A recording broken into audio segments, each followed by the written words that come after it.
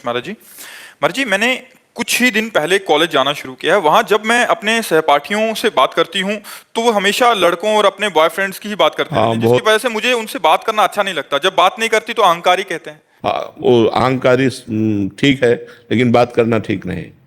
अहंकारी को हमको कहें या हमको बेवकूफ़ कहें या पुराने ज़माने की कहें, ये बात ठीक है, लेकिन हमको ऐसे बच्चों से बात नहीं करनी जो हमारे अंदर गंदी बातें डालें, जो गंदे संस्कार डालें, जो गंदे मार्ग में बढ़ने के लिए कहें। मित्र वही होता है जो अच्छे मार्ग में बढ़ावे, कुपंथ का त्याग कराकर सुपंथ में चलावे, उसे मित्र कहते हैं। बिल्कुल आप अपने को सुरक्षित रखिए।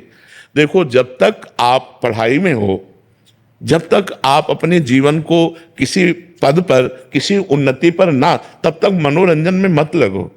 ये जो देह का गलत संबंध है, ये तुम्हारे मन को इतनी जल्दी खींच लेगा कि फिर पढ़ाई में भी मन नहीं लगेगा, आपको अपने मम्मी पापा की आज्ञा का पालन करने का मन नहीं लगेगा। धीरे धीरे आप व्यसन में उतर जाएंगे, धीरे धीरे आप गंदे आचरणों में उतर जाएंगे। तो जो आप हमारे देश में आकर के कोई उन्नति करने वाली थी, वो आपसे नहीं फिर हो पाएगी। देखो, हमारे देश में आजकल माताओं बहनों का बहुत बड़ा स्थान है।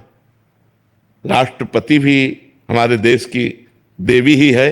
तो ऐसा नहीं कि बच्चियां, देखो बच्चियां जाकर बॉर्डर में राइफल गन लिए हुए गोली खाने के लिए तैयार है। कभी भी कहीं से भी गोली आ सकती है, लेकिन हमारी बच्चियों में कोई कमी, वो पूरे। पर अगर हम स्कूल पीरियड में ही अपने मन को विभाजित कर देंगे व्यसन में, व्यभिचार में, ये गंदी बातों में, तो हम आगे उन्नति कैसे प्राप्त कर पाएंगे? अभी हम बच्चे हैं। जब आप बॉयफ्रेंड बनाओगे, जब आप गलत विचारों में फंसोगे, तो एक दूसरे के विचारों का आकर्षण होगा और वो तुम्हारे चिंतन पर दबाव डालेगा।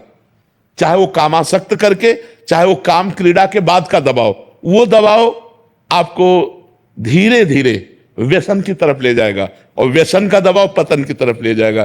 देखो, बच्चा बोला ना कि हम जब स्कूल में जाने की, तो स्कूल के हमारे मित्र हमको ऐसा, और अगर हम वैसा नहीं चलते तो हमें अहंकारी। तो अब इस बच्चे से पूछो कि तुम्हारे संग में कितने ऐसे हैं जो तुम्हारा साथ देने वाले हैं? कोई साथ नहीं देगा, उपहास और करेगा।